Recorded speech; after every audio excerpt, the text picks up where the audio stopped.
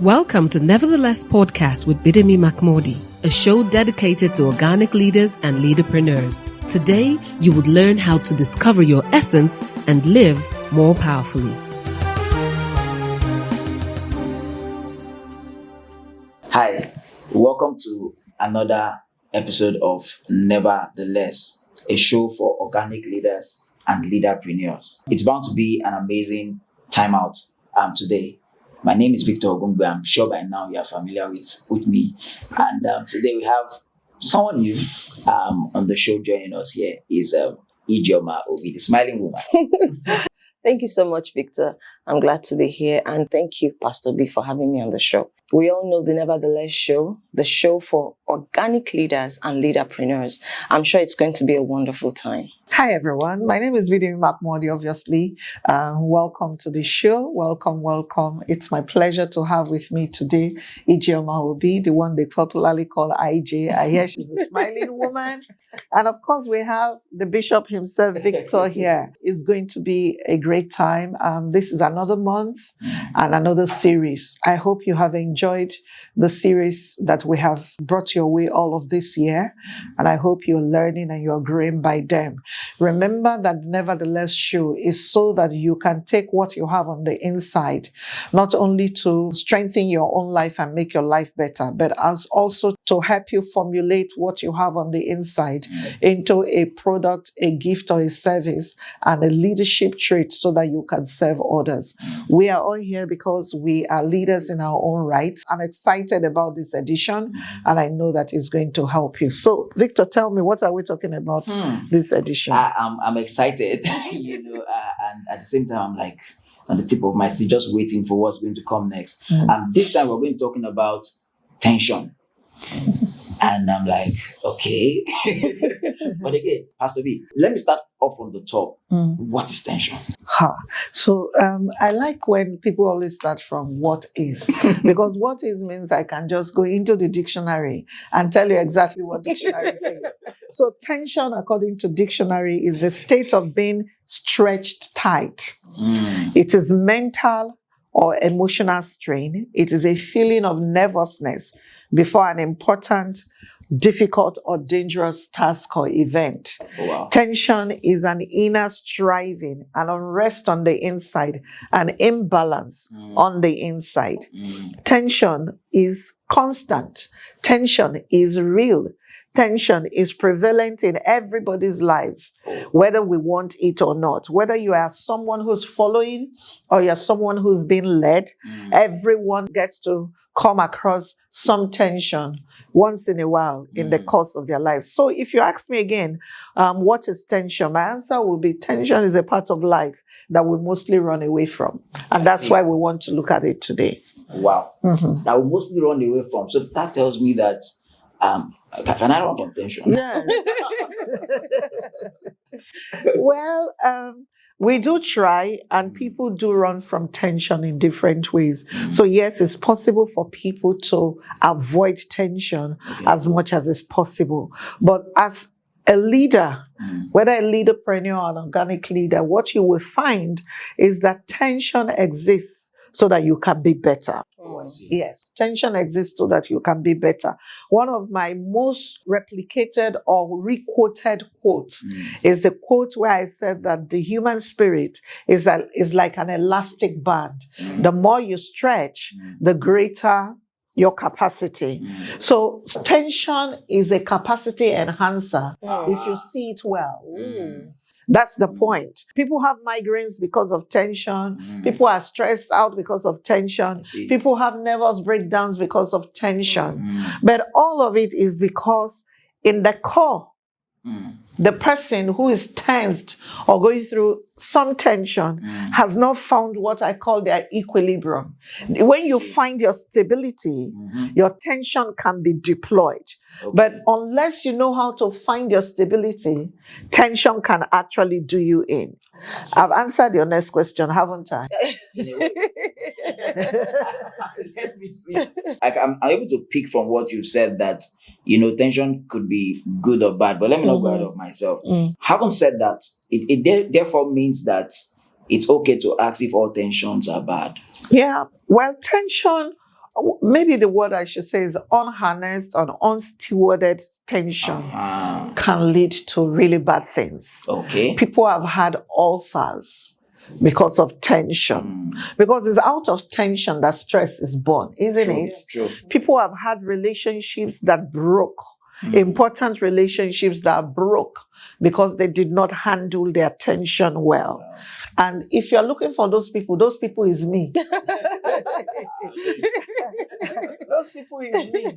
Tension has sent me to the hospital in the past with ulcer, really bad ulcer. And I think recently Victor too. So, and tension has actually caused relationships to be strained. Just because people are under another kind of pressure or tension and they were not able to harness it properly.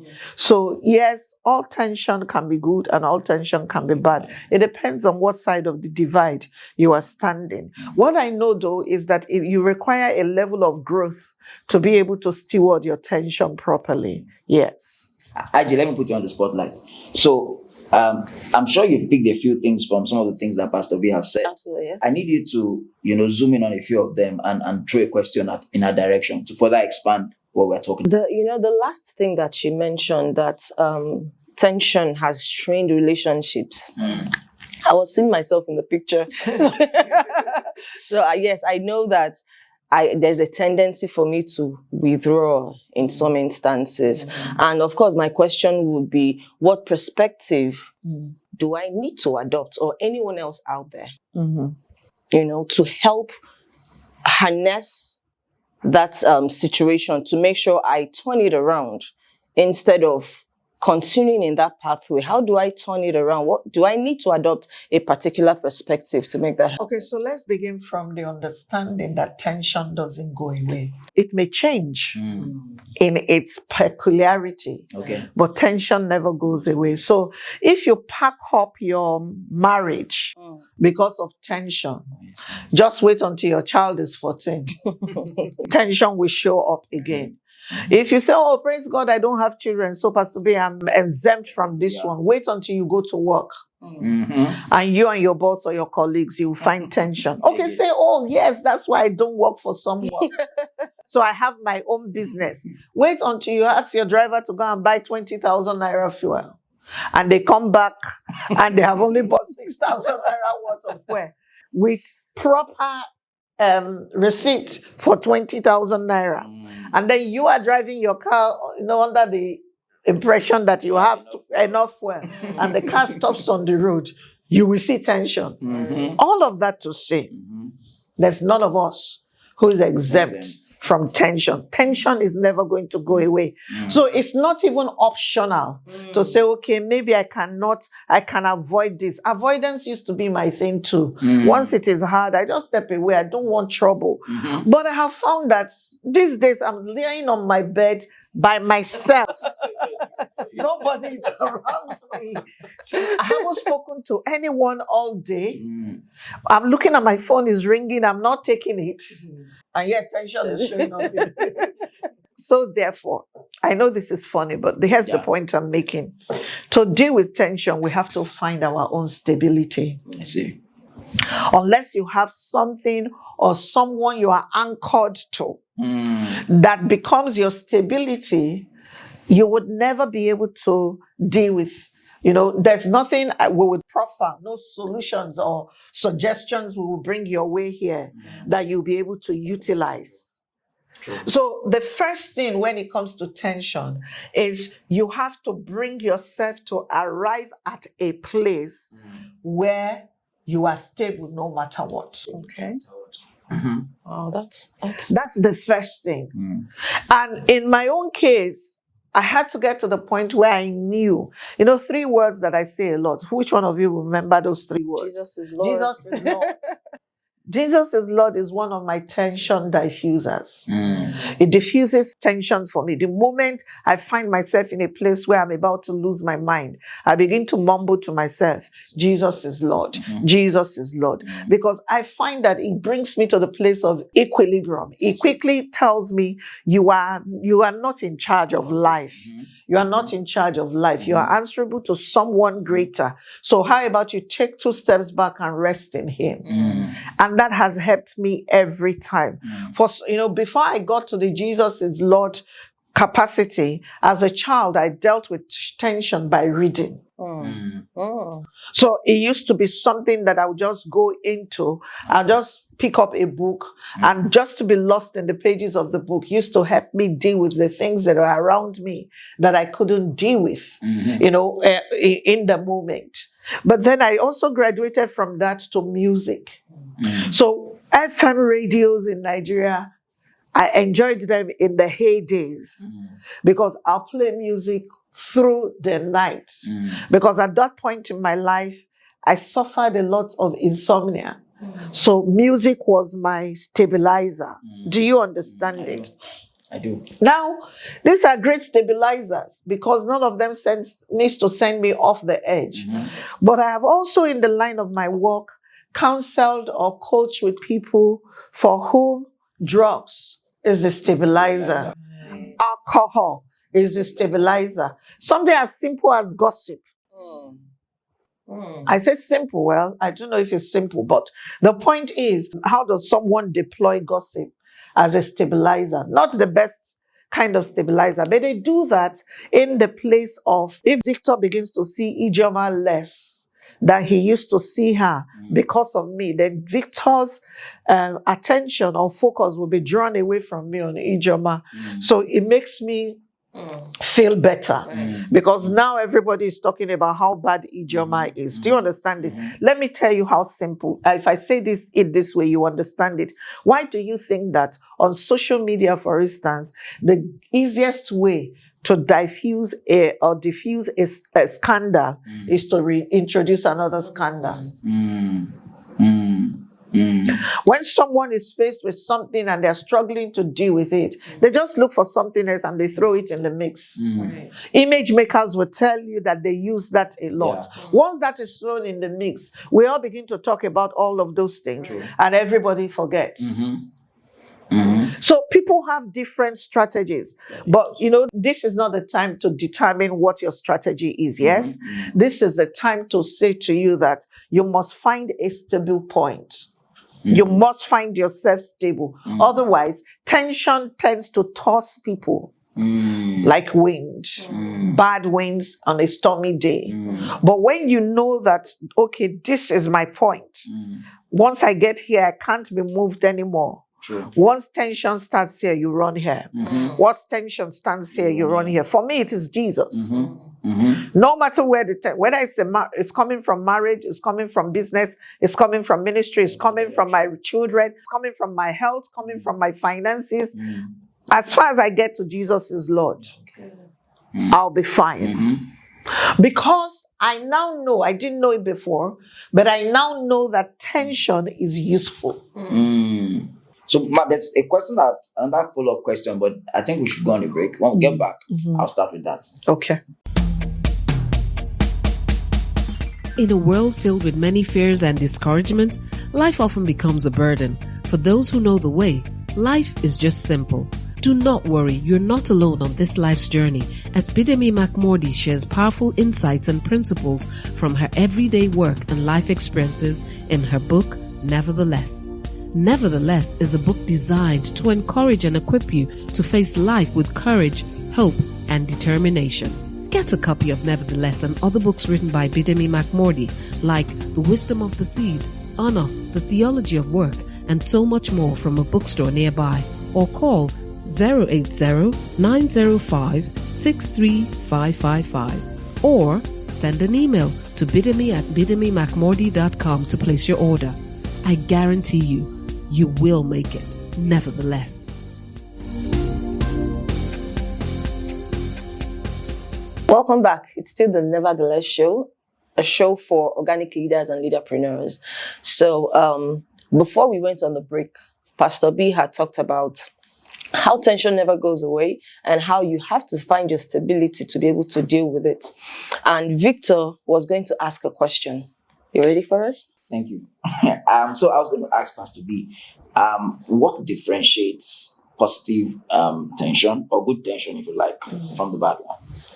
The individual in the middle of the tension. Yeah, it's as simple as that. And that's the truth. It's not what caused the tension. Right. It's what did you do with the tension. Okay. So it's the person in the middle of the tension that determines whether the tension will be good or bad. So we already know that tension is a stretch. Right. When someone goes to the gym and they're trying to build muscles, not me, somebody. When someone goes to the gym to try to build muscles and they say to him, carry weights or do squats, you'll find that, to do squats is not hard 10 times until they begin to say to you, do 30, do 40. And then sometimes it doesn't even hurt in that moment. Yeah. Then the next morning you are trying to get out of bed and everything is like iron. Tension has come. True. So, but I can do like I do, or you can do like I do and not go back to the gym. Yes? So that tension wasn't bad. It might hurt, but it's not bad. Right. Because the end result was to get you to beach body. Whatever it is that you want. Do you understand it? So the one who determines, or what determines whether tension is good or bad, is not the details of the tension.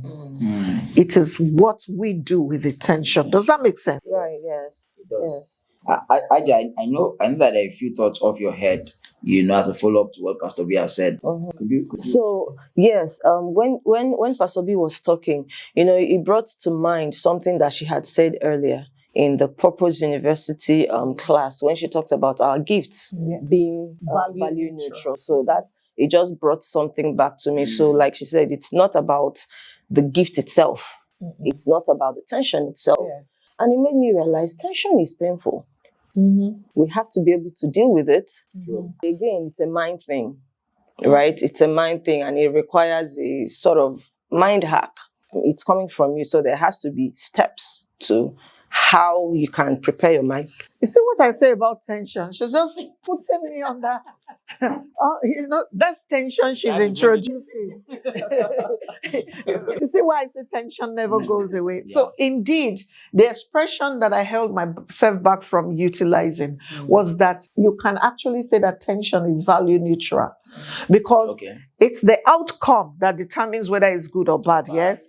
But the outcome does not happen in a vacuum. Someone has to be driving the outcome for it to either be good or bad. Do you see it? So again, to the answer that I gave you, tension can either be good or bad depending on who is embracing this tension. Yes. I'm not going to ask you how do we embrace it. I know we'll get there at some point in this series. I want to pick a few lines from your opening quote, which I consider very important.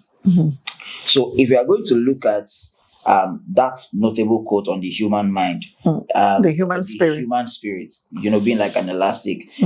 If you want to highlight maybe three major words from that quote, to further explain, good and bad tension, what would that be for you? It will be the spirit, it will be the elastic band, and it will be the stretch.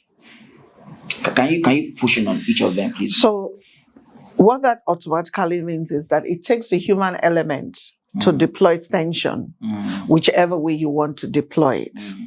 Now, the elastic band, it has this capacity to continue to grow, but that pressure has to be applied to it. So therefore, if we begin to look at tension, number one, it will mean that usually why it is tension for us is because it highlights that there is a gap between who we are and who we should be. I see. Do you see it? I do. That's why the elastic band and the stretch. Maybe in subsequent episodes, I'll show you an elastic band that will do the exercise together. But here's the point. The elastic band is just that size until you apply pressure. And as you apply pressure, it begins to grow. Do you see it? But if you leave the elastic band, if it returns to what it was, initially, just looking at it, you would not know it has the capacity to be used to bind whatever it was used to bind ultimately. So it's only the pressure or the tension that was applied to it that made it get to the place that it was supposed to get to. So the reason why tension is applied to the elastic band is because sitting idle the way it is shows the gap between what it is right now and what it can be. There is no way the elastic band fulfills its purpose unless it is stretched. Do you see it? Yes, I do. It's the same thing with the human spirit. Think about it carefully. How many things have you said to yourself, no, I can't deal with this? Or no, I will not do these things. Or I cannot deal with this thing. But the thing is standing in front of you. And then when you run for a bit and you realize you can't take a step forward unless you deal with it, you come back at it and you begin to chip at it and begin to chip at it. Do you know that every time you went past that thing, you go past that thing, usually it would not even realize that you had gone past it. True. Until something else happens and you look back and you're like, oh, I overcame that one. Do you see it? But when you were just who you were right now, and that pressure and the tension had not been applied to you, you didn't realize that you had gap. And especially when we are making progress, the tendency to now relax and think I've achieved is there. Also there. But there is not one of us, human, that does not have headroom to grow. No one of us can reach our ultimate, the apex, before we die. None of us has that capacity. Do you see it? So it is that gap. That's why, if I look at that quote, I would take again the human spirit, because it takes the human spirit that is aligned with the stretch to determine the capacity that you will get to. So there are many people that are seated, and the only reason why they are still seated where they are seated is because they have refused to lend themselves to the pressure and allowed the pressure to bring them to greatness that is on the inside of them. Now, if we go back to the analogy of the elastic band, what you will find in the elastic band is we use them for money, we use them for different things. But as the capacity for what is required, we want to utilize it for increases, the thickness of the elastic band increases as well. Do you understand that? Yeah. So the ones we use to bind money are not the ones we use to bind sheets of paper. Of course. Do you see it? Someone says it's not the same one we used to for our hair. Depending on the use, it is different. It's the same thing with us. There is a gap between who we are and who God knows we can be. And that's why tension exists. As long as you recognize, you bring yourself to stability, and every time tension comes, you can ask yourself, how else can I grow? You'll be amazed how far you will go, because tension is predominantly about growth. I'm not saying it's not painful. I didn't say it's not uncomfortable. But tension is predominantly about growth. See, our cameraman Abraham just had a baby. Look at it now. Where he had one child and his wife. Part of the changes that have had to occur in his life is that he's had to move apartments. Am I correct? What is it that brought about that tension of having to move apartments? It's not a bad thing that caused it. It's something we all celebrate, isn't it? True. It's an addition to the family. But the addition to the family is brought him to the place where, okay, where we are now has become too small for us. So we need to look for somewhere else to go to. That has put a tension, or will put some level of pressure on his finances in the moment. Of course. But did you get through it or not? You got through it. But when it started, I'm sure most of us did not even think, he probably did not think that he'll be able to go through that. But he scaled that hurdle. If he has his third child, and his fourth one, and his seventh one, So help him God. so help him God, he would need to move apartments again. Of course. And at some point, it will no longer be enough to be a tenant. That's the pressure. But every tension that we handle properly brings us to better. May not, even if it doesn't bring us to better in our environment, it brings us to better on the inside of us. It makes us stronger. It makes us people who can deal with stuff a lot more easier than before. That's why tension is not necessarily always a bad thing. This is robust, if you ask me. Yes. I just smile. I think there's something on. Yes, actually. When you mentioned capacity, so I was thinking there's a connection between tension and capacity especially from your quotes. So does it mean that when people run away from tension, that they don't know that the capacity to handle it? Here's the thing. Sometimes the tension, by the time you are dealing with the tension or you're stewarding the tension, the capacity isn't there yet. But it is in dealing with the tension that the capacity grows. I see. Do you understand it? So the way I would like to say it is that for every tension that is applied to us, the potential for increased capacity is on the inside of us. Okay. The potential for increased capacity already exists. It is the reason why you must find your stabilizing point. Okay. As long as you know your stabilizing point, you will find that you don't have issues. So just before we close on this, I want Pastor B to put this first episode together in summary. And she has done justice to trying to explain to us what tension is really about, the good, the bad. And for me, capacities, stands out. So Pastor B, what would be your summary of this? Number one, it is that tension comes regardless, whether we want it to come or we don't want it to come. You can't pray tension away. You can't wish it away. You can't move houses from tension. Everywhere you go, tension goes with you because it is God's inbuilt mechanism for us to build capacity. Do you understand that? Number two, tension exists because there is a gap between who we are and who we can be. And number three, all tension requires management. If you manage tension properly, you would always be the better off for it. So even if you don't remember anything, if you remember those three things, and of course the quote, the human spirit is like the elastic band. The more you stretch it, the greater your capacity. That's what I'll say. This has been amazing. Yes. This has been amazing, really, yes. So we have come to the end of this episode of NeverTheLess, a show for organic leaders and leaderpreneurs. The conversation we've been having is about tension. How do men deploy tension? What should men do with tension? We live in societies right now. It doesn't matter what part of the world you live in. Tension has become the rule of the game. And what we're trying to help you see is that tension is not the devil trying to kill you. And tension is not God abandoning you. Tension is because there's something on the inside that needs to expand so that you can become greater and bigger.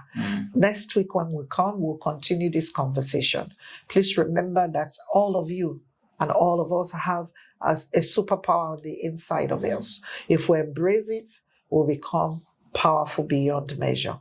God bless you. We'll see you next week. Ijoma. What I got was God has put the potential to grow our capacity through tension, and that was outstanding.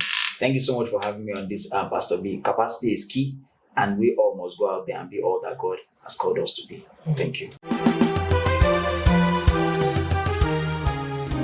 Thank you for listening to NeverTheLess. For more information and resources, call 080-90563-555 or send an email to bidemi@bidemimark-mordi.com. Don't forget, discovering your purpose helps you live more powerfully.